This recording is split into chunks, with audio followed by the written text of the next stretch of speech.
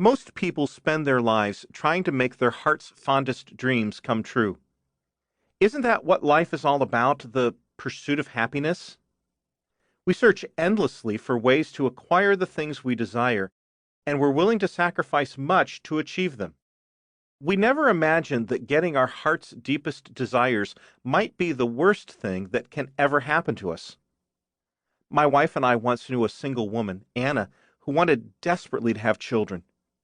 She eventually married, and contrary to the expectations of her doctors, was able to bear two healthy children despite her age.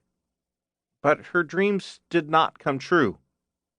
Her overpowering drive to give her children a perfect life made it impossible for her to actually enjoy them.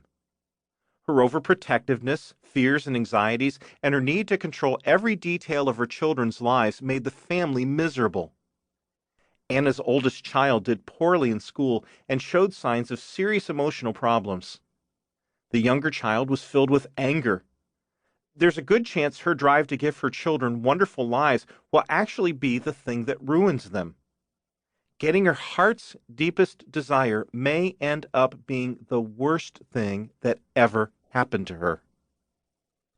In the late 1980s, Cynthia Heimel wrote, "The minute a person becomes a celebrity is the same minute he or she becomes a monster," and then gave the names of three well-known Hollywood stars she had known before they became famous. They had been once perfectly pleasant human beings. Now they've become supreme beings, and their wrath is awful.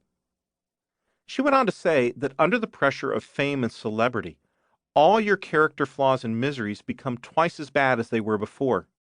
You might be curious who these 1980s stars were, but you don't need to know that. Right now, there are any number of bold-faced names living out the same patterns on the front pages of the newspapers. The names change, but the pattern is permanent. The inevitability of idolatry. Why is getting your heart's deepest desire so often a disaster? In the book of Romans, St. Paul wrote that one of the worst things God can do to someone is to give them over to the desires of their hearts. Romans 1:24. Why would the greatest punishment imaginable be to allow someone to achieve their fondest dream? It is because our hearts fashion these desires into idols. In that same chapter, Paul summarized the history of the human race in one sentence. They worshipped and served created things rather than the Creator. Romans 1:25. Every human being must live for something. Something must capture our imaginations, our heart's most fundamental allegiance and hope. But the Bible tells us, without the intervention of the Holy Spirit, that object will never be God Himself. If we look to some created thing to give us the meaning, hope, and happiness that only God Himself can give, it will eventually fail to deliver and break our hearts. The woman, Anna, who was ruining her children's lives, did not love her children too much, but rather loved God too little in relationship to them. As a result, her child gods were crushed under the weight of her expectations.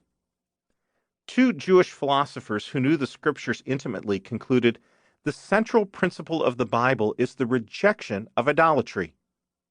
The Bible is therefore filled with story after story depicting the innumerable forms and devastating effects of idol worship. Every counterfeit god a heart can choose, whether love, money, success, or power, has a powerful biblical narrative that explains how that particular kind of idolatry works itself out in our lives.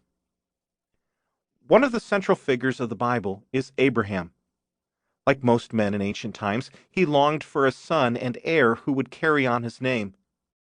In Abraham's case, however, that desire had become the deepest desire of his heart. Finally, beyond all hope, a son was born to him.